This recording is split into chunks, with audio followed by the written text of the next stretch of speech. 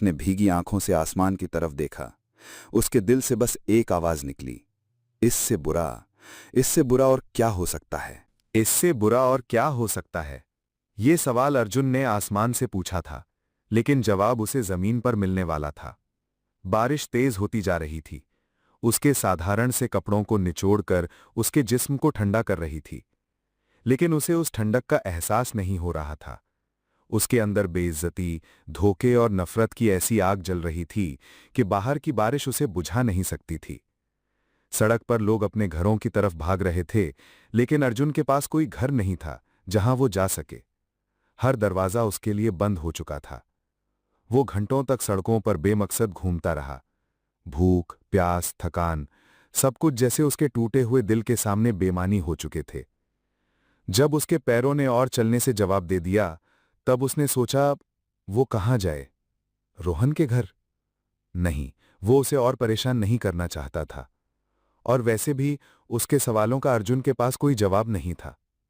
आखिर में उसे बस एक ही जगह याद आई, एक ऐसी जगह जिसे वो अपना घर तो नहीं कह सकता था, लेकिन वहां की हवा में अपनेपन का एहसास था। सिंह गैराज। रात के 11 बज रहे थे जब वो वहां पहुंचा। गैराज बंद हो चुका था। शटर पर बड़ा सा ताला लगा था, लेकिन गैराज के बाहर एक छोटा सा छज्जा था जो बारिश से थोड़ा बहुत बचाव कर रहा था। अर्जुन ने अपना बैग और बॉक्स वहीं रखा और उस ठंडी सख्त जमीन पर सिकुड़कर बैठ गया। हर आती जाती गाड़ी की रोशनी उसके चेहरे पर पड़ती और उसे लगता जैसे वो उसकी बेबसी का मजाक उड़ा रही हो।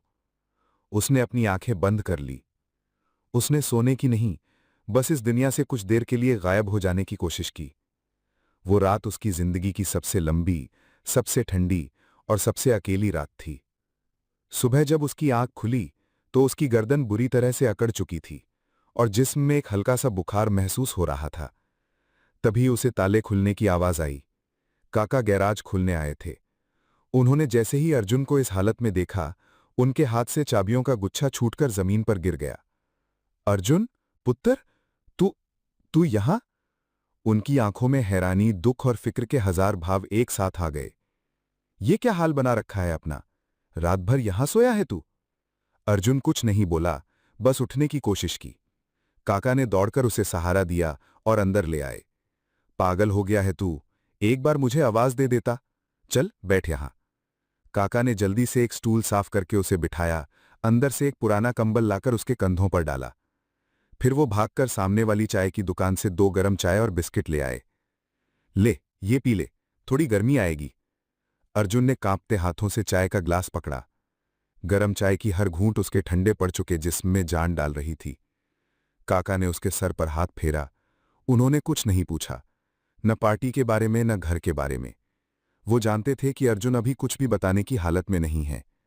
उनकी खामोशी, उनकी फिक्र अर्जुन के लिए किसी मरहम से कम नहीं थी। उसे लगा चलो सब कुछ खत्म हो गया, लेकिन कम से कम उसके सर पर काका का हाथ है। उसके पास ये काम है, वो मेहनत करेगा, थोड़े पैसे जोड़ेगा और फिर से एक छोटा सा कमरा किराए पर ले लेगा। जिंदगी शायद फिर से पटरी पर आ जाएगी। वो अपनी इसी उम्मीद की दुनिया में खोया था कि गैराज का फोन बजा। काका ने फोन उठाया। Hello, Singh garage. हाँ रतन भाई, बोलिए। क्या क्या कह रहे हो? पर पर ये कैसे हो सकता है? नहीं, ये झूठ है। ये ये विक्रम का काम होगा। फोन पर बात करते हुए काका के चेहरे का रंग उड़ गया। उनके माथे पर चिंता की लकीरें और गहरी हो गईं। उन्होंने परेशानी में 2-3 बार फोन पर बहस की और फिर मजबूरी में ठीक है भाई कहकर फोन रख दिया। अर्जुन उन्हें देख रहा था। क्या हुआ काका, सब ठीक है? काका ने एक गहरी सांस ली और उसके पास आकर बैठ गए। उनकी नजरें अर्जुन से नहीं मिल रही थीं। पुत्र, अब मैं तुझसे क्या कहूं? जो भी है साफ साफ बताइए काका, मैं सब सुनने के लिए तैयार हूं। अर्जुन की आवाज में अब एक ठहराव आ गया था, जैसे उसे बुरे से बुरे के लिए तैयार रहने की आदत हो गई हो। काका ने हिम्मत जुटाकर कहा, ये रतनलाल का फोन था, अपनी मार्केट का सबसे बड़ा पार्ट सप्लायर है। वो कह रहा था कि मार्केट में तेरे बारे में कुछ अफवाहें फैली हुई हैं। अफवाहें? कैसी अफवाहें? वो कह रहा था कि लोग बोल रहे हैं कि तेरा पिछला रिकॉर्ड ठीक नहीं है। तुम गैराज से पार्ट्स चोरी करके बाहर बेचते हो, शराब पीते हो, लड़ाई झगड़ा करते हो। काका के लिए ये शब्द कहना मुश्किल हो रहा था। अर्जुन सुनकर सन रह गया। चोरी? मैं? काका, आप तो जानते हैं ना मैं ऐसा कुछ नहीं कर सकता। ये सब झूठ है। ये विक्रम का काम होगा। मैं जानता हूं पुत्र, मुझे तुझ पर अपने से ज्यादा भरोसा है। पर रतनलाल कह रहा था कि ये अफवाह विक्रम शर्मा ने ही पूरी मार्केट में फोन कर करके फैलाई है। उसने सबको धमकी दी है। धमकी? हां, उसने कहा है कि अगर मैंने तुम्हें काम पर रखा तो मार्केट का कोई भी सप्लायर मुझे पार्ट्स नहीं देगा। सारे गैराज वाले मिलकर मेरा बॉयकॉट कर देंगे। पुत्र, तू तो जानता है ये गैराज ही मेरी रोजी रोटी है। मेरा पूरा परिवार इस पर चलता है। मैं मजबूर हूं बेटा। काका की आंखों में बेबसी के आंसू थे। अर्जुन सब समझ गया। विक्रम ने इस बार ऐसी चाल चली थी जिसका कोई तोड़ नहीं था। उसने काका को मजबूर कर दिया था।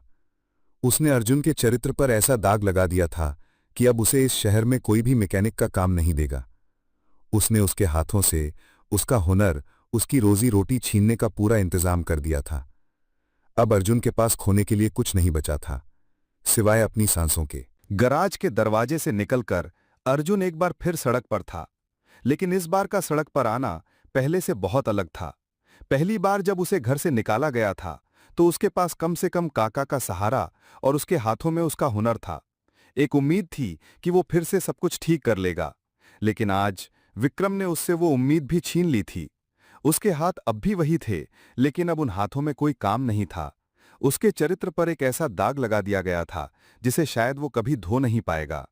उसने चलना शुरू किया, बिना किसी मंजिल के, बिना किसी मकसद के।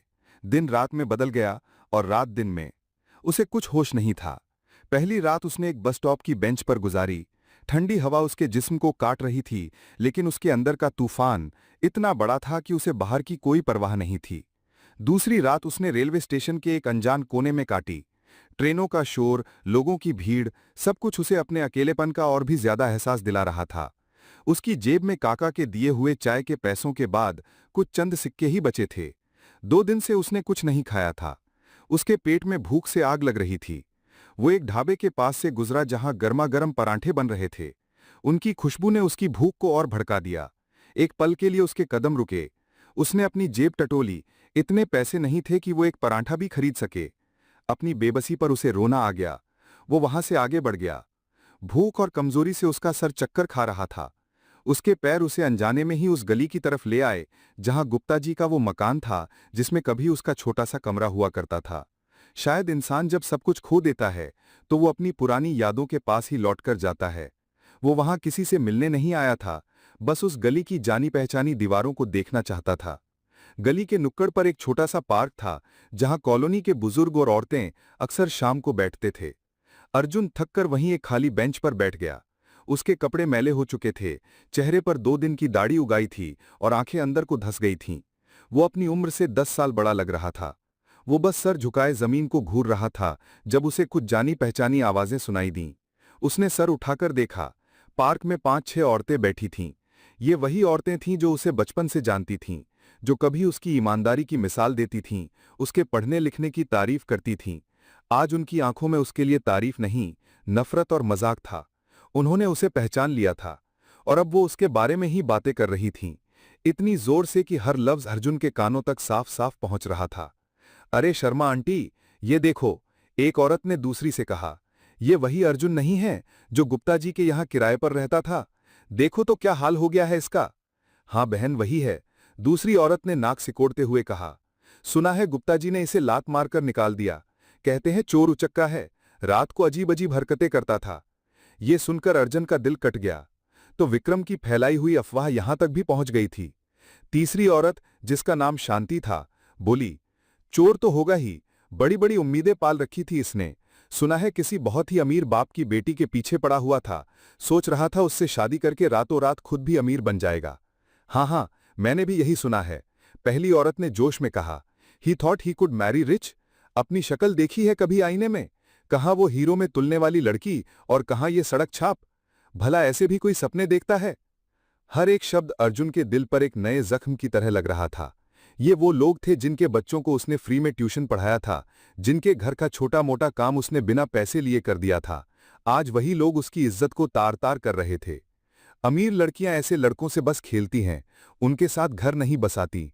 शांति ने ज्ञान देते हुए कहा, उस लड़की की तो सुना है शहर के सबसे बड़े बिजनेसमैन विक्रम शर्मा से सगाई हो गई है। सही किया उसने, इसको तो दूध में से मक्खी की तरह निकालकर फेंक दिया। अच्छा ही हुआ एक और औरत ने आखिरी चोट मारी। ऐसे लोगों को उनकी औकात याद दिलाते रहना चाहिए। जब चादर छोटी हो तो पैर उतने ही फैलाने चाहिए। बस इसके आगे सुनने की हिम्मत अर्जुन में नहीं थी। ये जिल्लत उसकी बर्दाश्त से बाहर थी। ये उसके दुश्मनों की तरफ से नहीं आई थी, ये उसके अपनों की तरफ से आई थी, जिनको वो कभी अपना समझता था। उसने सोचा था कि उसने सब कुछ खो दिया है। आज उसे एहसास हुआ कि उसने लोगों का थोड़ा बहुत विश्वास और इज्जत भी खो दी थी। वो तेजी से बेंच से उठा। उसका सर शर्म से झुका हुआ था। वो उन औरतों की तरफ देखे बिना वहां से भागने लगा। उसे उनकी हंसने की आवाज अपने पीछे सुनाई दे रही थी। वो बस उस गली से, उस पार्क से, उन लोगों से दूर चला जाना चाहता था। वो तेजी से एक कोने पर मुड़ा और अचानक किसी से टकरा गया। उसने घबराकर सर उठाया। सामने रोहन खड़ा था। रोहन शायद उसे ही ढूंढता हुआ वहां आया था। अर्जुन का ये बिखरा हुआ, मैला कुचैला रूप देखकर रोहन की आंखें फटी की फटी रह गईं। उसने अर्जुन के पीछे उन औरतों को अभी भी फुसफुसाते हुए देखा और वो सारा माजरा समझ गया। उसके चेहरे पर गुस्सा और अफसोस एक साथ आ गया। अर्जुन, भाई। रोहन ने उसके कंधे पर हाथ रखने के लिए हाथ बढ़ाया, लेकिन इससे पहले कि रोहन कुछ कह पाता, अर्जुन ने उसकी तरफ देखा। उसकी आंखों से एक आंसू का कतरा टूटकर उसके गाल पर बह गया। उसने ना में सर हिलाया, जैसे कह रहा हो कि मुझे अब किसी की हमदर्दी नहीं चाहिए, और वो रोहन को वहीं खड़ा छोड़कर उसके पास से गुजरकर तेजी से आगे बढ़ गया। अर्जुन रुक, मेरी बात तो सुन। अर्जुन, रोहन पीछे से चिल्लाता रहा, पर अर्जुन नहीं रुका। वो अब अपने आखिरी दोस्त से भी दूर भाग रहा था। वो अकेलेपन को चुन रहा था, क्योंकि उसे लगने लगा था कि इस दुनिया में उसके जैसों के लिए हमदर्दी भी एक तरह की बेइज्जती ही होती है। रोहन की आवाज उसके पीछे धीरे धीरे शांत हो गई, जैसे अर्जुन ने अपने दोस्त को नहीं बल्कि अपनी जिंदगी के आखिरी सहारे को भी पीछे छोड़ दिया हो। अब वो सच में अकेला था, एक ऐसी नाव की तरह जिसे समुंदर में तूफान के हवाले कर दिया गया हो। न कोई दिशा, न कोई मंजिल। उसके अंदर अब गुस्सा भी नहीं बचा था। गुस्सा करने के लिए भी एक वजह चाहिए होती है, एक उम्मीद चाहिए होती है कि चीजें ठीक हो सकती हैं। उसकी सारी उम्मीदें मर चुकी थीं। अब वो अपने दुश्मनों से नहीं, अपनी किस्मत से हार चुका था। वो चलता रहा।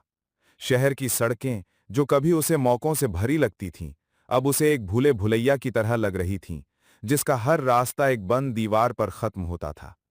उसकी भूख अब दर्द की हद पार कर चुकी थी। कमजोरी के कारण उसकी आंखों के आगे अंधेरा छा रहा था। उसे लग रहा था कि वो कहीं भी गिर पड़ेगा और कोई उसे उठाने वाला नहीं होगा। उसके मन में पहली बार एक भयानक ख्याल आया, क्या मर जाना इससे बेहतर नहीं होगा? इस जिल्लत, इस भूख, इस अकेलेपन से तो छुटकारा मिल जाएगा। ये सोचते सोचते उसके कदम उसे शहर के सबसे बड़े गुरुद्वारे के पास ले आए। बाहर से ही गुरबानी की मीठी धुन सुनाई दे रही थी, जो उसके जले हुए दिल पर ठंडी फुहार जैसी लगी। उसने देखा, गुरुद्वारे के एक तरफ लंगर चल रहा था। जमीन पर दरियां बिछी थीं और गरीब लाचार लोग लाइन में बैठकर खाना खा रहे थे। गरम गरम दाल और रोटी की खुशबू हवा में तैर रही थी। अर्जुन की भूख अचानक से फिर जाग उठी। उसके मुंह में पानी भर आया। एक पल के लिए उसने सोचा कि वो भी जाकर उस लाइन में बैठ जाए। आखिर भूख से बड़ा तो कोई धर्म नहीं होता। लेकिन जैसे ही उसने एक कदम आगे बढ़ाया, उसके पैर वहीं जम गए। उसके कानों में उसके पड़ोसियों के शब्द गूंज उठे, अपनी औकात में रहना चाहिए। उसे शर्म आ गई। मैं इस लायक भी नहीं बचा कि भगवान के दर से मुफ्त का खाना खा सकूं। उसकी खुद की नजरों में उसकी इज्जत इतनी गिर चुकी थी कि वो खुद को उन गरीबों से भी नीचे समझने लगा था। वो पीछे हटकर एक दीवार का सहारा लेकर खड़ा हो गया। वो बस लोगों को खाना खाते हुए देख रहा था और अपनी किस्मत को कोस रहा था। तभी उसकी नजर दो चीजों पर पड़ी। पास में ही एक छोटा सा आवारा कुत्ते का पिल्ला बारिश के बाद की ठंडी हवा से कांपता हुआ एक कोने में दुबक कर बैठा था। वो इतना कमजोर था कि उससे ठीक से रोया भी नहीं जा रहा था। उसकी आंखों में एक अजीब सी बेबसी थी। और थोड़ी ही दूर सीढ़ियों के नीचे एक बहुत ही बूढ़ी कमजोर सी औरत एक फटे हुए कंबल में लिपटी बैठी थी। उसके हाथ पैर इतने कांप रहे थे कि वो लंगर की लाइन तक चलकर जाने की हालत में भी नहीं थी। उसकी आंखें भी लंगर की तरफ ही लगी थीं, एक हसरत के साथ। अर्जुन उन दोनों को देखता रहा, एक बेजुबान जानवर और एक लाचार इंसान। दोनों उसी की तरह भूखे और बेबस थे, शायद उससे भी ज्यादा। अर्जुन कम से कम चल फिर तो सकता था, लड़ तो सकता था, उनके पास तो वो भी नहीं था। एक अजीब सी कश्मकश उसके अंदर शुरू हो गई, उसकी अपनी भूख जो उसे पागल किए दे रही थी, और इन दोनों की बेबसी। पता नहीं कहां से उसके अंदर एक हिम्मत आई। उसने सोचा, मैं तो पहले ही मर चुका हूं, मेरे जीने या मरने से अब क्या फर्क पड़ता है, लेकिन शायद मैं मरने से पहले किसी के काम तो आ सकता हूं। उसने अपनी सारी शर्म, सारी हिचकिचाहट को एक तरफ रखा, अपने सर को एक कपड़े से ढका और गुरुद्वारे की लंगर वाली लाइन में जाकर खड़ा हो गया। जब उसकी बारी आई तो सेवा करने वाले ने उसके हाथ में एक स्टील की थाली पकड़ा दी, जिसमें गरम दाल और 2 रोटियां थीं।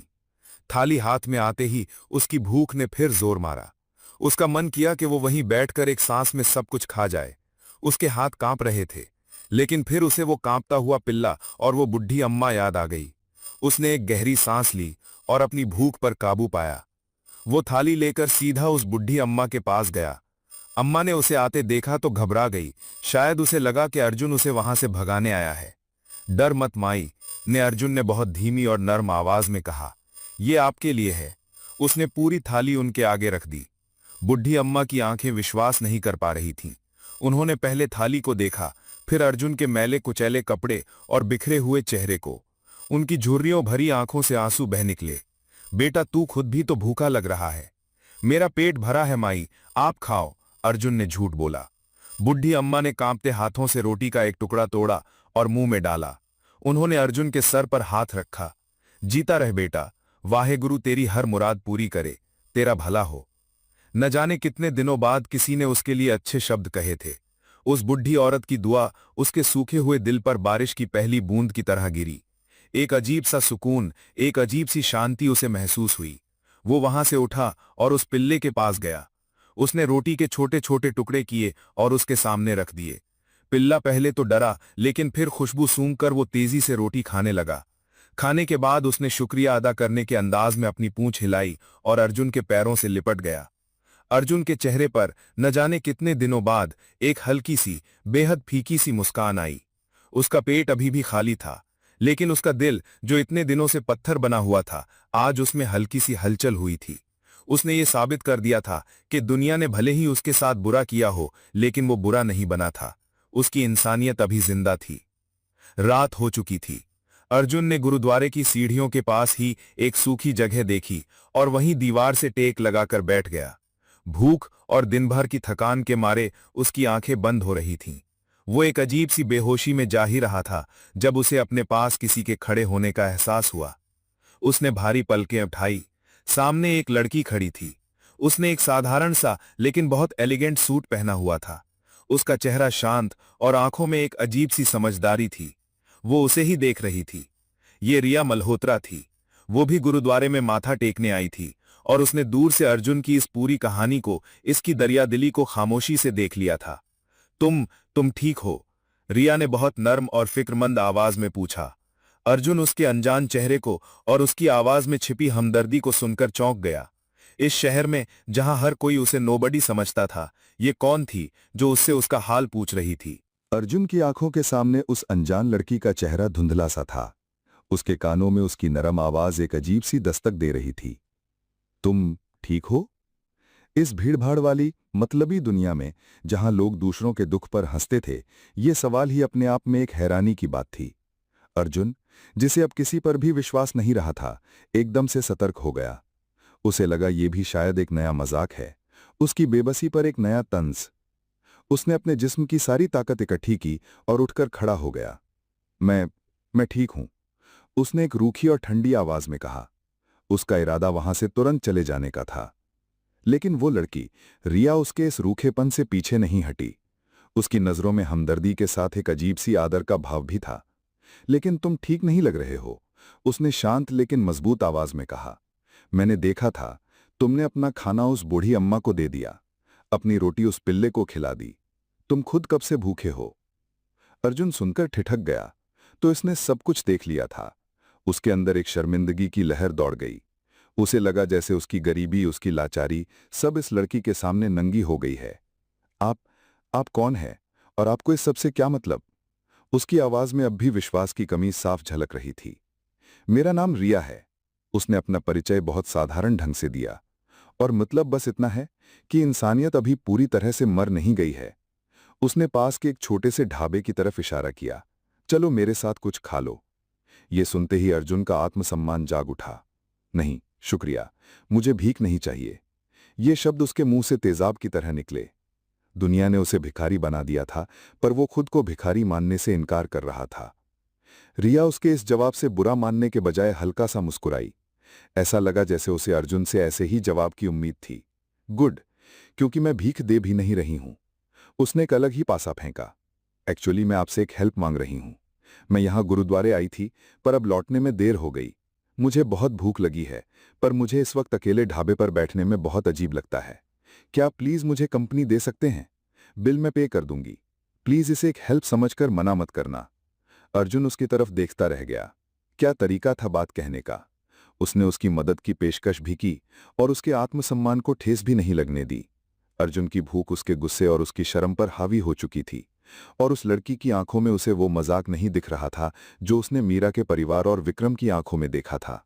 उसने ना चाहते हुए भी धीरे से हाँ में सर हिला दिया। ढाबा छोटा सा लेकिन साफ सुथरा था। रिया ने एक कोने की टेबल चुनी और 2 प्लेट दाल मखनी और रोटी का ऑर्डर दिया। जब तक खाना आया, दोनों के बीच एक अजीब सी खामोशी बनी रही। अर्जुन की नजरें झुकी हुई थीं। उसे शर्म आ रही थी। खाना आते ही अर्जुन अपने आप को रोक नहीं पाया। वो जिस तरह से खा रहा था, उससे साफ पता चल रहा था कि वो कितने दिनों का भूखा है। रिया ने एक बार भी उसे अजीब नजरों से नहीं देखा। वो बहुत शांति से अपना खाना खाती रही, जैसे ये सब बहुत आम बात हो। आप यहां आसपास रहते हैं? रिया ने आखिरकार खामोशी तोड़ी। अब नहीं, अर्जुन ने बस इतना ही जवाब दिया। रिया ने उसकी आंखों में छुपे दर्द को महसूस कर लिया। वो समझ गई कि ये इंसान एक बहुत ही बुरे दौर से गुजर रहा है। उसने उससे और कोई पर्सनल सवाल नहीं पूछा। इसके बजाय वो बोली, जानते हो, मैं यहां अक्सर आती हूं।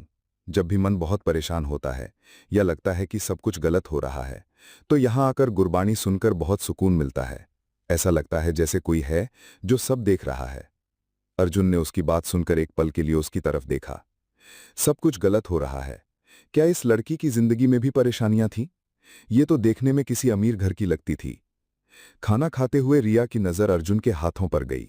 उन हाथों पर मेहनत की वजह से पड़े हुए निशान, नाखूनों में हल्की सी कालिक। वही हाथ जिनके लिए उसे ग्रीस लगे हाथ का ताना मिला था। लेकिन रिया की आंखों में उन हाथों के लिए नफरत या घिन नहीं थी। उसकी आंखों में एक अजीब सा सम्मान था। उसे वो हाथ एक मेहनतकश, ईमानदार इंसान के हाथ लगे। खाना खत्म हो चुका था। अर्जुन का पेट भर गया था और उसके दिल पर से एक बहुत बड़ा बोझ हल्का हो गया था। एक अनजान ने उस पर विश्वास किया था, उसके साथ इज्जत से पेश आई थी। शुक्रिया। जब वो ढाबे से बाहर निकले, अर्जुन ने इस बार दिल से कहा। रिया मुस्कुराई। मैंने कहा था ना, ये हेल्प थी। तुमने मेरी मदद की। वो जाने के लिए मुड़ी, पर फिर एक पल के लिए रुकी। ऐसा लगा जैसे वो कुछ सोच रही हो। फिर उसने अपने पर्स से एक बिजनेस कार्ड निकाला। सुनो, मैं जानती हूं हम अनजान हैं, लेकिन मैंने देखा तुम एक अच्छे इंसान हो। अगर अगर तुम्हें कभी किसी काम की जरूरत हो, तो इस कार्ड पर दिए नंबर पर कॉल कर सकते हो। ये मेरे पापा के ऑफिस का नंबर है।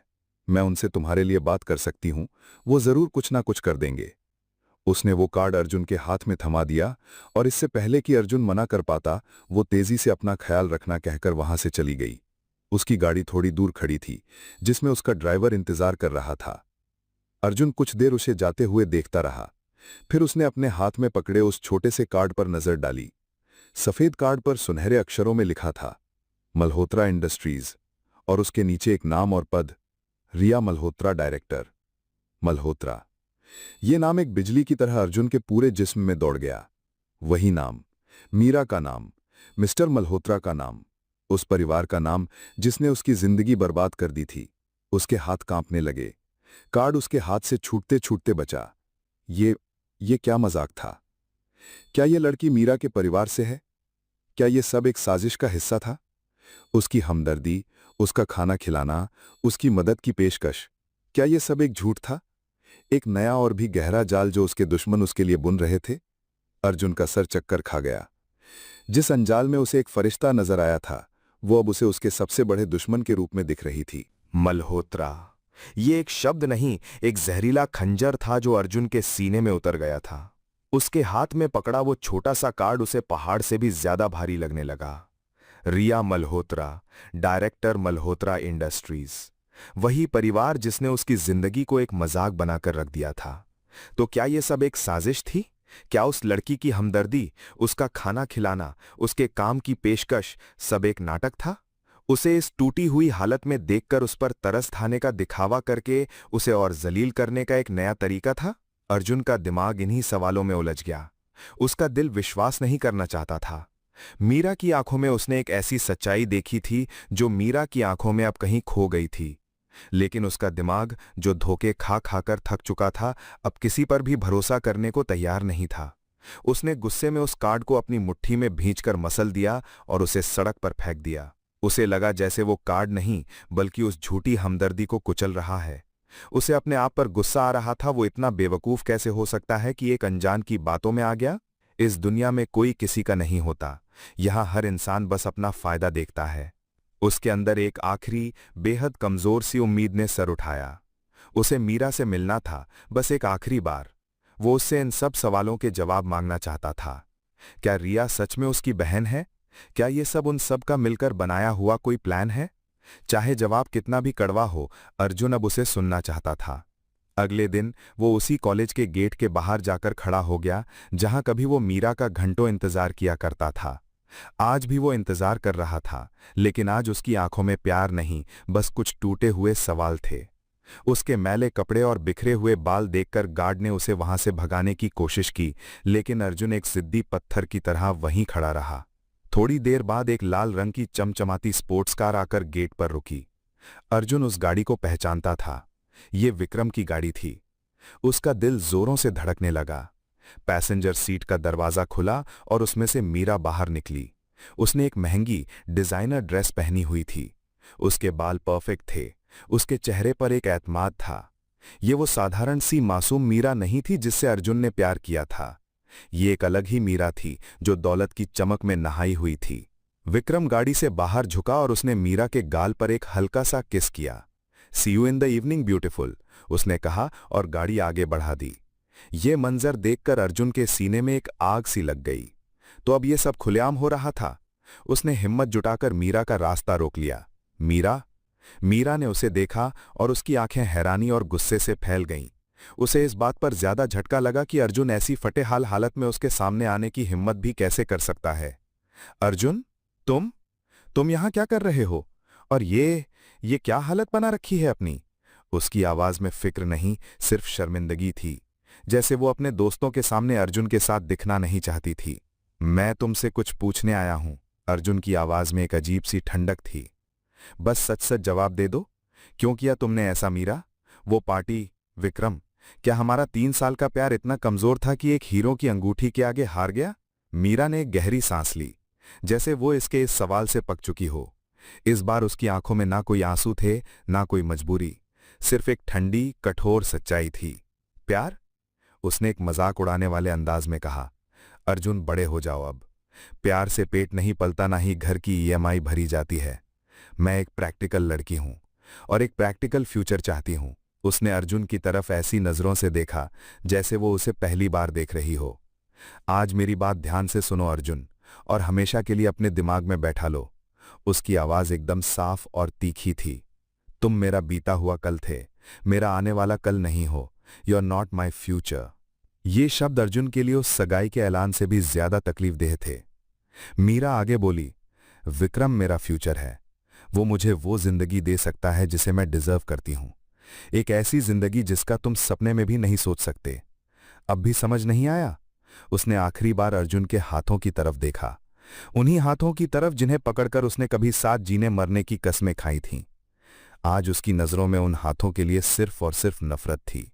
एक बार खुद को देखो और फिर विक्रम को देखो, तुम्हें तुम्हारा जवाब अपने आप मिल जाएगा। ये कहकर वो उसके पास से ऐसे गुजर गई जैसे वो कोई सड़क पर पड़ा पत्थर हो। उसने एक बार भी मुड़कर नहीं देखा। वो कॉलेज के आलीशान गेट के अंदर चली गई, अर्जुन को वहीं अपने टूटे हुए वजूद के साथ अकेला छोड़कर। अब कोई गलतफहमी नहीं बची थी, ना कोई मजबूरी का पर्दा था। ये एक साफ खुला हुआ धोखा था जिसे मीरा ने अब पूरी तरह से कबूल कर लिया था। अर्जुन वहीं खड़ा रहा, सुन, खाली। उसके कानों में बस मीरा के आखिरी शब्द गूंज रहे थे, you are not my future. इन शब्दों ने उसके अंदर बची खुची आखिरी उम्मीद को भी हमेशा के लिए मार दिया था। वो निराशा में पीछे मुड़ा कि वहां से चला जाए। तभी उसकी नजर सड़क के दूसरी तरफ पड़ी। विक्रम की लाल स्पोर्ट्स कार वहीं खड़ी थी। वो गया नहीं था, वो कार के अंदर बैठा ये पूरा तमाशा देख रहा था। अर्जुन ने देखा, विक्रम के चेहरे पर एक जीत की, एक बेहद क्रूर मुस्कान थी। उसकी आंखें अर्जुन की इस बेइज्जती का पूरा मजा ले रही थीं। उसने जानबूझकर मीरा को यहां छोड़ा था ताकि वो अर्जुन की आखिरी बेइज्जती को अपनी आंखों से देख सके। उनकी नजरें मिली। विक्रम ने अर्जुन को एक मॉकिंग सैल्यूट किया, जैसे कह रहा हो गेम ओवर, और फिर उसने तेजी से अपनी गाड़ी भगा दी। अब अर्जुन को समझ आया, ये सिर्फ मीरा का इनकार नहीं था, ये विक्रम द्वारा रचा गया एक नाटक था जिसका अंतिम अंजाम अर्जुन को पूरी तरह से तोड़ना था, और वो अपने इस मकसद में कामयाब हो चुका था। मीरा के कहे हुए शब्द और विक्रम की वो जहरीली मुस्कान अर्जुन के दिमाग में एक टेप रिकॉर्डर की तरह बार बार बज रहे थे। वो कॉलेज के गेट से कैसे और कब हटा उसे कुछ होश नहीं था। ऐसा लग रहा था जैसे उसका जिस्म चल रहा है, लेकिन उसकी रूह वहीं फुटपाथ पर मर चुकी थी। वो अब दुखी नहीं था, वो टूटा हुआ नहीं था, वो खाली हो चुका था। एक ऐसा बर्तन जिसमें से सब कुछ निकाल लिया गया हो और अब बस एक खोखली गूंज बाकी रह गई हो। उसके कदम उसे फिर से उसके पुराने मोहल्ले की तरफ ले आए। एक कातिल हमेशा अपने जुर्म की जगह पर लौटता है। शायद एक टूटा हुआ इंसान भी अपनी टूटी हुई यादों के पास ही लौटता है। वो मोहल्ले के मशहूर मार्केट में आ पहुंचा। ये वही मार्केट थी जहां बचपन में वो काका की उंगली पकड़कर घूमता था, जहां के दुकानदार उसे चॉकलेट देते थे, उसकी पढ़ाई की तारीफ करते थे। आज उसे वही मार्केट एक अजनबी जगह लग रही थी। वो थक कर एक बंद दुकान की सीढ़ी पर बैठ गया। उसकी नजरें जमीन पर टिकी थीं। वो किसी को नहीं देखना चाहता था, लेकिन बाजार की हर नजर उसी पर टिकी हुई थी। पड़ोसियों की फुसफुसाहट उसके कानों में पड़ रही थी। लोग उसे देखकर आपस में इशारे कर रहे थे। वही बातें, वही ताने। देखो, वही है, अमीर लड़की के चक्कर में बर्बाद हो गया। सुना है काम धंधा भी छूट गया है। अर्जुन सब सुन रहा था, लेकिन अब उसे कुछ महसूस नहीं हो रहा था। वो पत्थर बन चुका था। तभी बाजार की शांत दोपहर में एक इंजन के गुर्राने की तेज आवाज ने सबका ध्यान खींच लिया। एक लाल रंग की स्पोर्ट्स कार जो उस तंग सी गली में बिल्कुल अजीब लग रही थी, हवा की तरह आई और ठीक बाजार के बीच में आकर रुकी। दरवाजा खुला और विक्रम शर्मा बाहर निकला। उसने आज एक सफेद रंग की लिनन शर्ट और महंगे सनग्लासेस पहने थे। वो किसी फिल्म स्टार की तरह लग रहा था। उसे देखकर दुकानदारों में एक खुसर-फुसर शुरू हो गई। सब जानते थे कि ये शर्मा इंडस्ट्रीज का मालिक है। विक्रम यहां गलती से नहीं आया था। उसका मकसद साफ था। उसने आंखों से चश्मा उतारा और भीड़ पर एक नजर डाली, जैसे कोई राजा अपनी प्रजा को देख रहा हो। उसकी नजर सीढ़ियों पर बैठे जमीन में नजरें गड़ाए अर्जुन पर पड़ी। उसके होठों पर वही जीत वाली मुस्कान आ गई। लेकिन वो सीधा अर्जुन के पास नहीं गया। उसने एक नाटक शुरू करने का फैसला किया।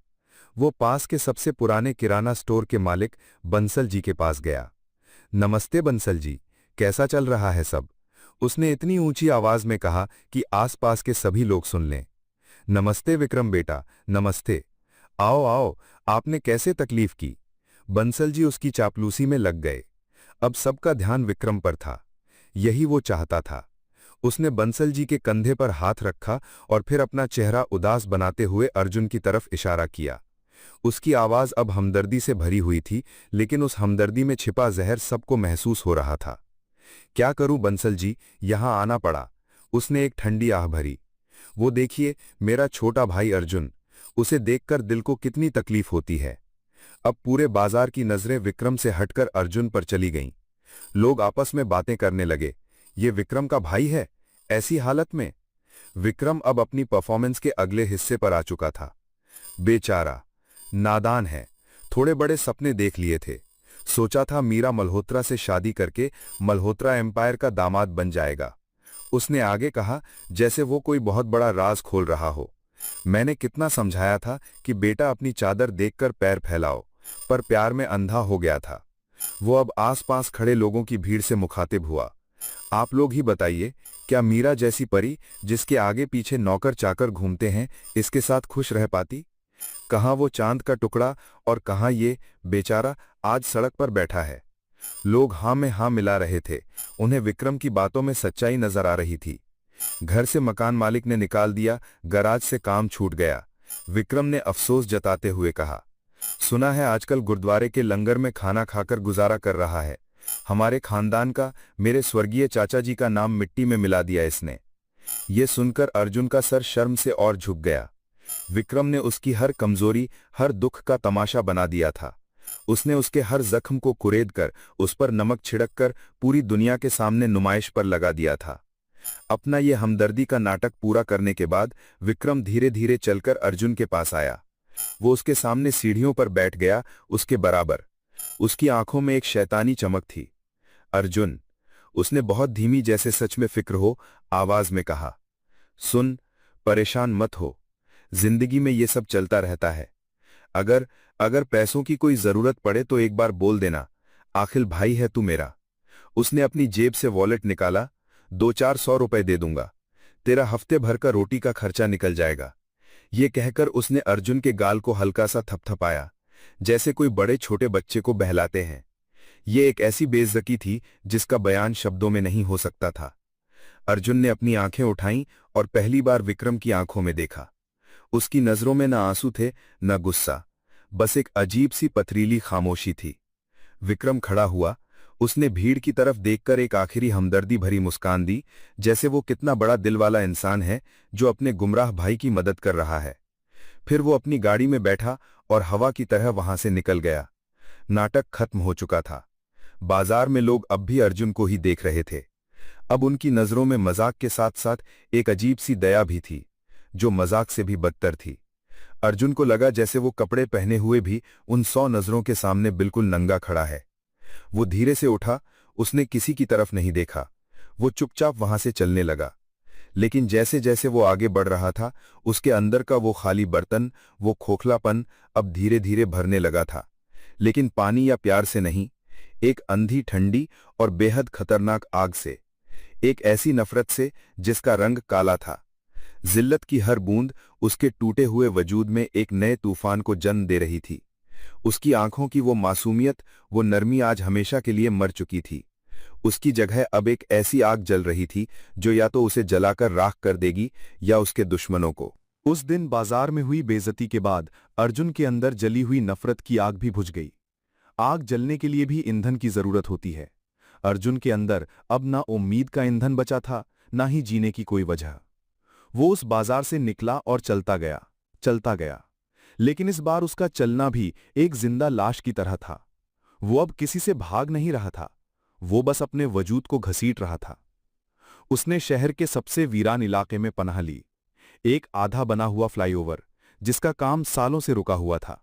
उसके नीचे सीमेंट के बड़े बड़े पाइप पड़े थे। उसने उन्हीं में से एक पाइप को अपना घर बना लिया। दिन भर वो उस अंधेरे पाइप में पड़ा रहता, आंखें खुली पर जैसे कुछ देख नहीं रहा हो। रात को जब पूरी दुनिया सो जाती तब वो बाहर निकलता। अब उसे न भूख लगती थी न प्यास। उसका जिस्म और दिमाग दोनों ने जैसे जीने की कोशिश करना ही छोड़ दिया था। उसके दिमाग में बस वही पल घूमते रहते। मीरा का वो आखिरी ठंडा सा चेहरा, you are not my future.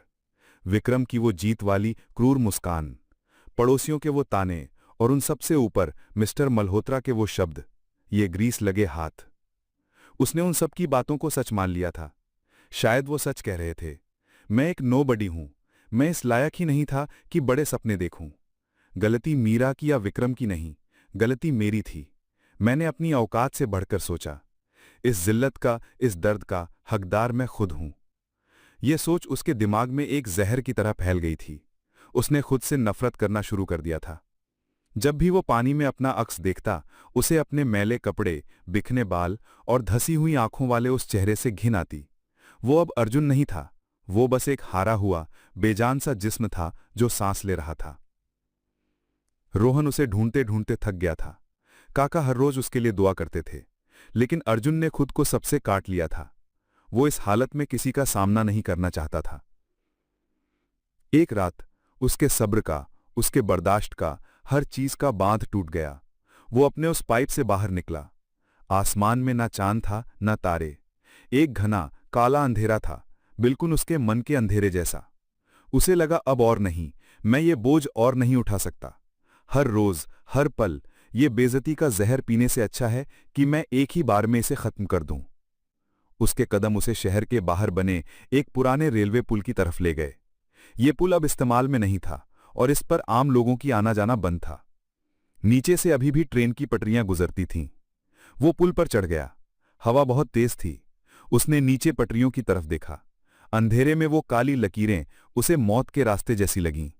उसने सोचा, बस एक कदम, सिर्फ एक कदम, और ये सारा दर्द, सारी तकलीफ, सारी बेइज्जती, सब कुछ हमेशा के लिए खत्म हो जाएगा। फिर ना मीरा होगी, ना विक्रम, ना ही कोई ताने देने वाला। बस एक सुकून भरी गहरी नींद होगी। उसे काका का चेहरा याद आया, जिन्होंने उसे अपने बेटे की तरह पाला था। उसे रोहन की दोस्ती याद आई, जो हर बुरे वक्त में उसके साथ खड़ा रहा था। लेकिन फिर उसे अपनी ये हालत याद आई। मैं उनके लिए भी एक बोझ ही बन गया हूं। मेरे जीने से उन्हें भी तो दुख ही मिल रहा है। शायद मेरे मर जाने से उनका भी बोझ हल्का हो जाएगा। तभी उसे दूर से एक ट्रेन की हल्की सी सीटी सुनाई दी। उसके दिल की धड़कन तेज हो गई। मौत उसकी तरफ बढ़ रही थी। उसने अपनी आंखें बंद कर लीं और उस आखिरी कदम को उठाने के लिए खुद को तैयार करने लगा। जिंदगी की फिल्म उसकी आंखों के सामने घूम गई। मीरा के साथ बिताए अच्छे पल, फिर उसके दिए हुए जख्म, विक्रम की नफरत, लोगों के ताने, हर चीज उसे और भी तेजी से उस आखिरी कदम की तरफ धकेल रही थी। ट्रेन की आवाज अब और पास आ गई थी। पटरियां हल्की हल्की कांपने लगी थीं। वो पुल के बिल्कुल किनारे पर आ खड़ा हुआ। हवा के एक तेज झोंके ने उसे हिलाया। बस अब और देर नहीं। लेकिन तभी उस अंधेरे में, उस शोर में, उसके दिमाग के किसी कोने से एक बहुत ही धुंधली सी याद उभरी। एक ऐसी याद जिसे वो कब का भूल चुका था। वो बहुत छोटा था, शायद 4 या 5 साल का। वो अपने पापा के साथ एक मेले में था। उसके पापा ने उसे अपने कंधों पर बिठाया हुआ था। वो उनके मजबूत हाथों को पकड़े ऊंचाई से पूरे मेले को देख रहा था। उसे अपनी मां का मुस्कुराता हुआ चेहरा भी याद आया, जो नीचे खड़ी उन्हें देखकर हंस रही थी।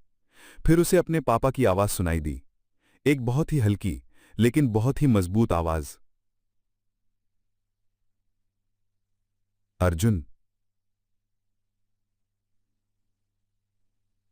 तू शर्मा खानदान का खून है बेटा, और शर्मा कभी हार नहीं मानते, कभी नहीं। शर्मा खानदान का खून, हार नहीं मानते। ये शब्द उसके जहन में एक बिजली की तरह कड़के। ये आवाज कहां से आई?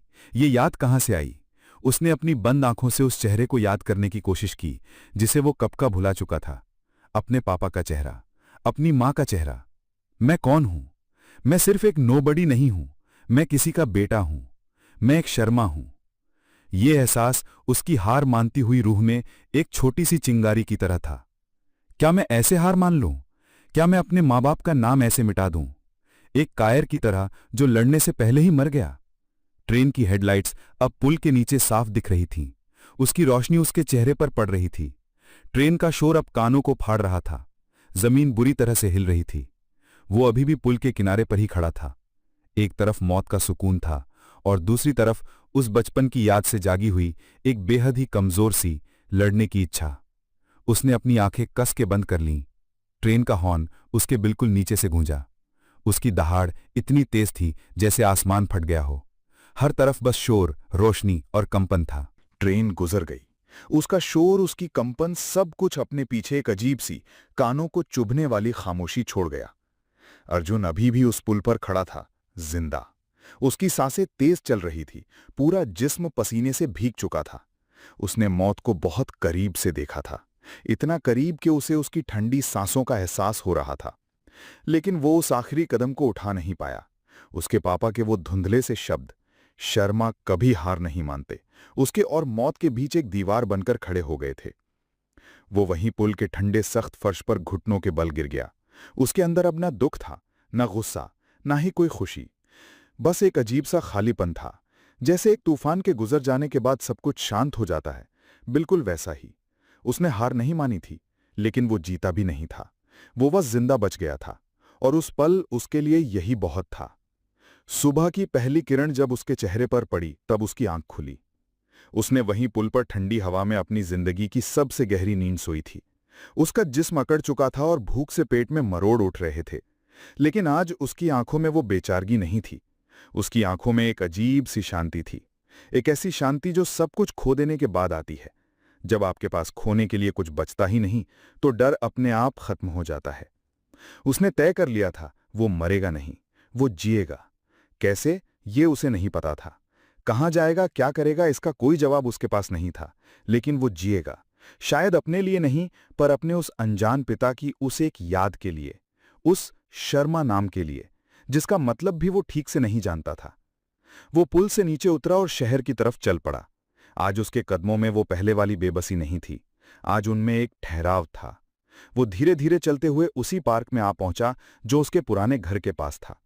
वही पार्क जहां पड़ोसियों ने उस पर ताने कसे थे। आज भी वहां कुछ लोग बैठे थे। उन्होंने उसे देखा, आपस में कुछ कहा, लेकिन अर्जुन ने उनकी तरफ नजर उठाकर देखा भी नहीं। अब उसे उनकी बातों से, उनकी नजरों से कोई फर्क नहीं पड़ता था। वो एक बेंच पर जाकर चुपचाप बैठ गया। वो बस सोचना चाहता था, अपनी जिंदगी को शून्य से, जीरो से कैसे शुरू किया जाए। वो इन्हीं ख्यालों में डूबा था जब एक काली चमकती हुई लेकिन बेहद शांत सी गाड़ी आकर पार्क के सामने रुकी। ये विक्रम की गाड़ी जैसी शोर मचाने वाली दिखावटी नहीं थी। इसमें एक अजीब सी शान और गंभीरता थी। एक यूनिफॉर्म पहने हुए ड्राइवर ने पिछला दरवाजा खोला। गाड़ी से एक बुजुर्ग आदमी बाहर निकले। उनकी उम्र लगभग 65 से 70 साल होगी। उनके बाल बिल्कुल सफेद थे, लेकिन उनकी चाल में एक अजीब सी फुर्ती थी। उन्होंने एक बेहद महंगा काले रंग का सूट पहना हुआ था। उनकी आंखों पर चश्मा था, लेकिन उसके पीछे से झांकती उनकी आंखें बहुत तेज और समझदार लग रही थी। उन्हें देखकर ही लगता था कि यह कोई मामूली इंसान नहीं है। अर्जुन ने उन्हें देखा और अनजान समझकर अपनी नजरें फेर लीं। लेकिन उसकी हैरानी का ठिकाना नहीं रहा जब उसने देखा कि वो बुजुर्ग आदमी सड़क पार करके सीधा उसकी बेंच की तरफ ही आ रहे हैं। अर्जुन एकदम से सतर्क हो गया। उसके दिमाग में रिया मल्होत्रा का चेहरा घूम गया। कहीं ये भी मल्होत्रा परिवार का कोई नया जाल तो नहीं, उसे जलील करने का कोई नया तरीका। वो बेंच से उठने ही वाला था कि वो आदमी उसके सामने आकर रुक गए। उनकी नजरों में न नफरत, मजाक या हमदर्दी, कुछ नहीं था। उनकी नजरों में एक अजीब सी परख थी, जैसे कोई जौहरी एक अनमोल हीरे को देख रहा हो जो मिट्टी में सना हुआ है। अर्जुन शर्मा। उनकी आवाज बहुत गहरी और मजबूत थी। उस आवाज में एक ऐसी अथॉरिटी थी कि इंसान अपने आप उनकी इज्जत करने पर मजबूर हो जाए। अर्जुन हक्का बक्का रह गया। इस अनजान आदमी को उसका नाम कैसे पता? कौन है आप, और आपको मेरा नाम कैसे पता? उसकी आवाज में शक साफ झलक रहा था। उस बुजुर्ग आदमी के चेहरे पर एक हल्की सी, बेहद उदास सी मुस्कान आई। मेरा नाम ओम प्रकाश ओबेराय है। लोग मुझे ओबेराय साहब कहते हैं। मैं पेशे से एक वकील हूं। उन्होंने एक नजर अर्जुन के फटेहाल कपड़ों और बिखरे हुए चेहरे पर डाली। मैं तुम्हें काफी समय से ढूंढ रहा था बेटा। मैं हर उस जगह गया जहां तुम्हारे होने की उम्मीद थी। मुझे? पर क्यों? अर्जुन को कुछ समझ नहीं आ रहा था। मिस्टर ओबेराय ने एक गहरी सांस ली। तुम्हारे पिता स्वर्गीय मिस्टर राजेंद्र शर्मा सिर्फ मेरे क्लाइंट नहीं थे, वो मेरे सबसे अच्छे दोस्त भी थे। राजेंद्र शर्मा। ये नाम सुनते ही अर्जुन के कानों में एक झंझनाहट सी हुई। उसने ये नाम पहले कभी नहीं सुना था। उसके पापा, उनका नाम राजेंद्र शर्मा था। उसे तो बस इतना पता था कि वो एक एक्सीडेंट में मर गए थे जब वो बहुत छोटा था। इसके आगे वो कुछ नहीं जानता था। अर्जुन के चेहरे पर आए हैरानी के भाव को मिस्टर ओबेराय ने पढ़ लिया। मैं जानता हूं तुम्हारे दिमाग में हजारों सवाल होंगे, और मैं उन्हीं सवालों का जवाब देने आया हूं। मुझे आपसे कोई बात नहीं करनी, अर्जुन ने रूखेपन से कहा। मैं आपको नहीं जानता और ना ही आपके किसी दोस्त को। प्लीज यहां से जाइए। धोखे ने उसे इतना डरपोक बना दिया था कि वो अब किसी भी अनजान पर विश्वास नहीं कर सकता था। मिस्टर ओबेराय ने उसके इस इनकार पर बुरा नहीं माना। उनकी आंखों में एक अजीब सी समझदारी थी। मैं जानता हूं तुम्हारा विश्वास तोड़ दिया गया है बेटा। तुम्हें लग रहा होगा कि तुम्हारी जिंदगी एक बंद गली में आ पहुंची है जहां से आगे कोई रास्ता नहीं है। वो एक कदम आगे बढ़े और अर्जुन के बिल्कुल पास आ गए। उनकी आवाज अब और भी धीमी और राजदार हो गई। लेकिन सच ये है अर्जुन कि तुम्हारी असली जिंदगी तो अभी शुरू भी नहीं हुई है। उन्होंने अपनी तेज नजरें सीधा अर्जुन की आंखों में काट दी और वो आखिरी शब्द कहे जिन्होंने अर्जुन के होश उड़ा दिए। Arjun, you are not who you think you are. Mister Oberoi के आखिरी शब्द मैं तुम्हारे पिता का दोस्त था अर्जुन के दिमाग में एक पल के लिए ठहर गए। उसके पिता, एक ऐसा चेहरा जिसे उसने ठीक से देखा भी नहीं था, एक ऐसी याद जो धुंध से ज्यादा कुछ नहीं थी।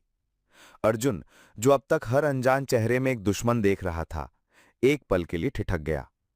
लेकिन फिर उसके साथ हुए धोखों ने उसे फिर से सख्त बना दिया। देखिए, आप जो कोई भी हैं, आपको कोई बहुत बड़ी गलतफहमी हुई है, अर्जुन ने एक ठंडी आवाज में कहा, एक कदम पीछे हटते हुए। मेरे पिता को मरे हुए सालों हो गए। वो एक मामूली से फैक्ट्री वर्कर थे। उनका आप जैसे बड़े वकील से क्या लेना देना? आप शायद किसी और अर्जुन शर्मा को ढूंढ रहे हैं। उसने मुड़कर जाना चाहा। वो इस नई अजीब उलझन में नहीं पड़ना चाहता था। उसके पास पहले ही इतने जख्म थे कि एक और के लिए जगह नहीं थी। मैं सही जगह और सही इंसान के पास ही आया हूं अर्जुन। मिस्टर ओबेरॉय की गंभीर आवाज ने उसके कदमों को रोक लिया। मैं तुम्हारे बारे में सब जानता हूं।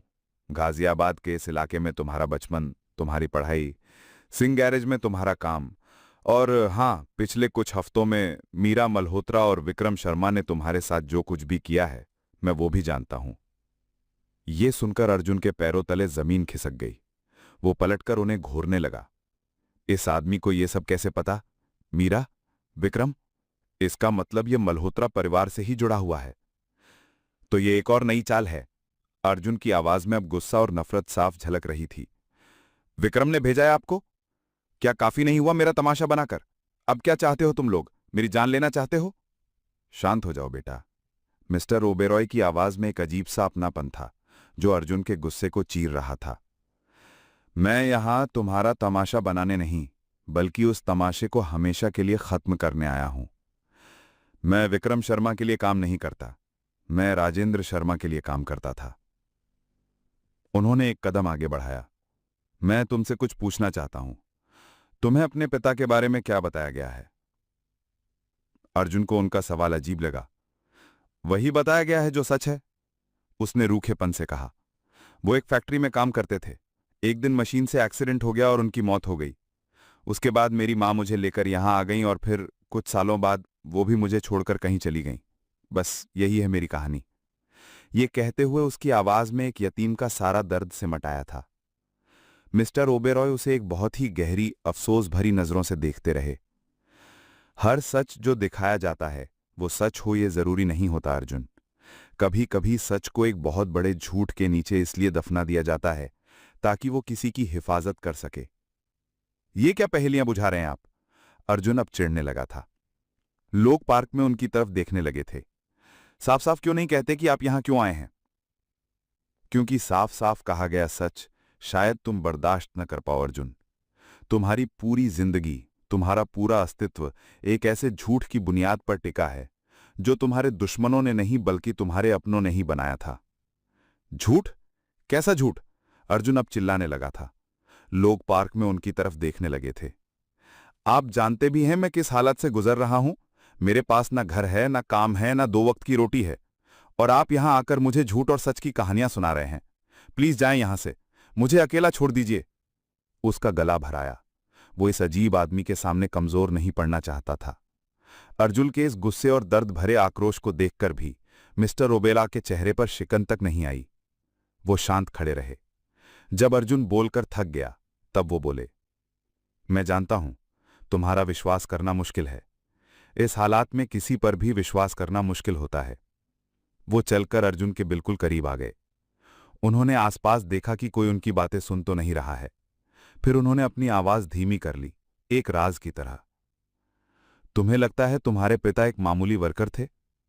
तुम्हें लगता है उनकी मौत एक हादसा था? तुम्हें लगता है तुम्हारी मां तुम्हें छोड़कर चली गई? यह सब वो कहानी है जो दुनिया को सुनाई गई थी अर्जुन, ताकि तुम महफूज रह सको। महफूज? किससे? मिस्टर ओबेरॉय की आंखों में एक अजीब सी आग जली। उन्हीं लोगों से जिन्होंने तुम्हारे पिता से उनकी विरासत छीनी, उन्हीं लोगों से जिन्होंने आज तुम्हें इस हालत में पहुंचाया है। वो अर्जुन की आंखों में झांक रहे थे, जैसे उसकी रूह के अंदर उतर जाना चाहते हो।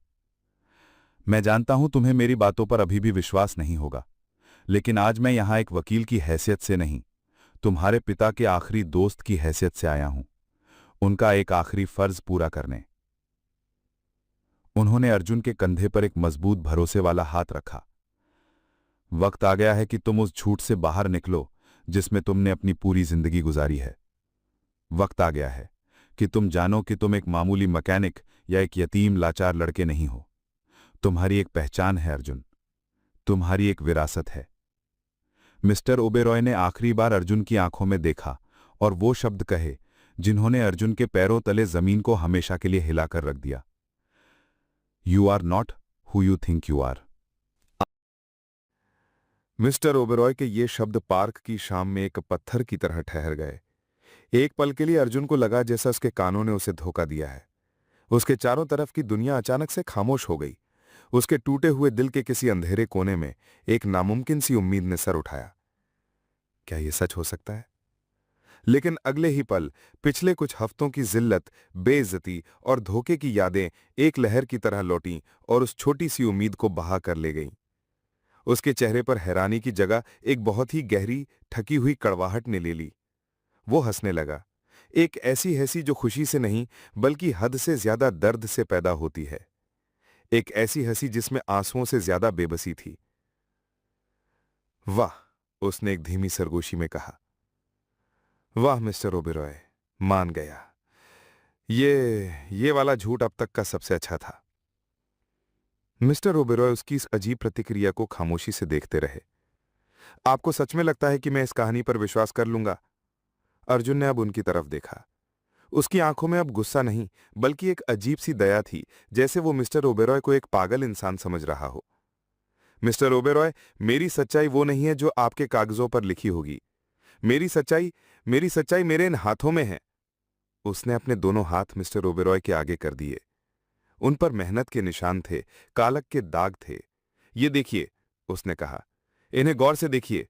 इसमें तेल है, ग्रीस है, सालों की मेहनत की जिद है। ये एक वारिस के हाथ नहीं है मिस्टर ओबेरॉय, ये एक मैकेनिक के हाथ हैं, एक बदकिस्मत मैकेनिक के। उसका लहजा अब और तीखा हो गया। मेरी सच्चाई उस पार्टी में थी जहां मीरा के बाप ने पूरी दुनिया के सामने मुझे एक नोबडी कहा था। मेरी सच्चाई उस महंगे लाउंज में थी जहां एक मैनेजर ने मुझे मेरे कपड़ों की वजह से धक्के देकर बाहर निकाल दिया था। मेरी सच्चाई उस बाजार में थी जहां मेरे अपने खानदान के लड़के, मेरे कजिन विक्रम ने मेरी गरीबी का तमाशा बनाया था। यही मेरी सच्चाई है, यही मेरी औकात है जो इस दुनिया ने मुझे दी है। आप इस सच्चाई को एक झूठी कहानी से कैसे बदल सकते हैं? वो अब ओबेरॉय पर सीधा आरोप लगा रहा था। उसकी आंखों में एक अजीब सा जुनून था। मैं समझ गया, आप बहुत बड़े कलाकार हैं। विक्रम तो आपके सामने कुछ भी नहीं। उसने तो मुझे सिर्फ जलील किया, लेकिन आप तो मुझे झूठी उम्मीद देकर सपनों का एक आसमान दिखाकर वहां से नीचे पटकना चाहते हैं, ताकि मैं इस बार मर ही जाऊं, ताकि मेरे अंदर जीने की कोई चाह ही ना बचे। यही है ना आपका प्लान? अर्जुन अपने ही दर्द और शक के बनाए हुए जाल में फंसता जा रहा था। उसके लिए इस बात पर विश्वास करना ज्यादा आसान था कि दुनिया उससे नफरत करती है, बनिस्बत इसके कि वो इतना खास हो सकता है। उसका ये पूरा गुस्से भरा भाषण सुनकर भी मिस्टर ओबेरॉय के चेहरे पर कोई भाव नहीं बदला। वो एक पत्थर की मूरत की तरह शांत खड़े रहे। उन्होंने अर्जुन को अपना सारा जहर, सारा गुस्सा, सारी निराशा बाहर निकलने दी। जब अर्जुन हांफने लगा, उसकी आवाज थककर बैठ गई, तब मिस्टर ओबेरॉय ने बोलना शुरू किया। तुम्हारी सच्चाई वो है जो लोगों ने तुम्हें बताई है अर्जुन। तुम्हारी सच्चाई वो है जो तुम्हारे दुश्मनों ने तुम्हारे दिमाग में एक जहर की तरह भर दी है, और तुमने उस जहर को अमृत समझकर पी लिया है। मैं यहां तुम्हें वो सच बताने आया हूं जो तुमसे छुपाया गया था। वो एक कदम आगे बढ़े। ये हाथ जिन्हें तुम आज अपनी जिल्लत और अपनी औकात समझ रहे हो, ये हाथ ही तुम्हारी विरासत हैं। तुम्हारे पिता राजेंद्र शर्मा ने भी अपनी शुरुआत एक छोटे से गराज से ही की थी। उनके हाथ भी हमेशा ग्रीस और तेल से सने रहते थे, लेकिन उन्होंने इन्हीं हाथों से शर्मा इंडस्ट्रीज का साम्राज्य खड़ा किया था। ये तुम्हारी मेहनत, ये तुम्हारी कमजोरी नहीं अर्जुन, ये तुम्हारी विरासत का सबसे बड़ा, सबसे जिंदा सबूत है। मिस्टर ओबेरॉय की बातों ने अर्जुन के गुस्से को थोड़ा कम किया, लेकिन उसके शक को नहीं। वो थक चुका था इन भारी बातों से, इस नई पहचान से, इस अनजानी लड़ाई से। मुझे कुछ नहीं सुनना, उसने एक हारी हुई आवाज में कहा। यह सच हो या झूठ, अब मुझे कोई फर्क नहीं पड़ता। मैं बहुत थक गया हूं मिस्टर ओबेरॉय, मैं बस अब शांति चाहता हूं। ये कहकर वो आखिरी बार मुड़ा। उसने फैसला कर लिया था, वो इस पागलपन से दूर चला जाएगा। वो अपनी उसी टूटी हुई जिंदगी में वापस चला जाएगा, क्योंकि कम से कम वो तो उसकी अपनी तो थी। लेकिन इस बार भी मिस्टर ओबेरॉय ने उसे रोका नहीं। उन्होंने बस पीछे से एक ऐसा सवाल पूछा जिसने अर्जुन के कदमों को वहीं रोक दिया। अपने पिता के लिए भी नहीं? उनकी आवाज हल्की थी, लेकिन उसमें एक ऐसी ताकत थी जो अर्जुन की पीठ में चुभ गई। जिस आदमी ने तुम्हारी हिफाजत के लिए अपने कातिलों को अपनी दौलत पर ऐश करने दिया, जिसने अपनी वसीयत को 16 साल तक इसलिए बंद रखा ताकि उसका बेटा महफूज रह सके, जिसे तुम्हारे अपने चचा ने दौलत के लालच में धोखे से मार दिया। अर्जुन रुका रहा। उसकी पीठ अब भी ओबेरॉय की तरफ थी, लेकिन उसके कान उनके हर लफ्ज को सुन रहे थे। मिस्टर ओबेरॉय ने आखिरी वार किया, क्या तुम उनकी आत्मा को कभी शांति नहीं देना चाहोगे? क्या तुम उनके कातिलों को, अपने पिता के कातिलों को, ऐसे ही आजाद घूमने दोगे? ये सवाल अर्जुन के दिल और दिमाग दोनों पर जाकर लगा। उसने अब तक सिर्फ अपने दर्द, अपनी बेइज्जती के बारे में सोचा था, लेकिन ये उससे कहीं ज्यादा बड़ा था। ये उसके पिता के अन्याय का सवाल था। उसकी अपनी पहचान, उसके अपने दुख अब उसे एक बड़े मकसद के सामने छोटे लगने लगे थे। वो एक बेटे का फर्ज कैसे भूल सकता था? वो अपने पिता के कातिलों को ऐसे ही कैसे माफ कर सकता था? वो अभी भी डरा हुआ था, अभी भी टूटा हुआ था, लेकिन अब उसके पास ना कहने का कोई जवाब नहीं था। अपने पिता के कातिलों को ऐसे ही आजाद घूमने दोगे? मिस्टर ओबेरॉय का यह आखिरी सवाल अर्जुन के दिल और दिमाग दोनों पर एक हथौड़े की तरह लगा। उसने अब तक सिर्फ अपने जख्मों के बारे में सोचा था, अपनी बेइज्जती, अपना टूटा हुआ दिल, अपनी बर्बादी। लेकिन ये उसके अकेले का दर्द नहीं था, ये उसके पूरे परिवार का दर्द था। एक ऐसे पिता का अन्याय जिसका चेहरा भी उसे ठीक से याद नहीं था। एक ऐसी मां की कुर्बानी जिसका अब कोई नामो निशान नहीं था।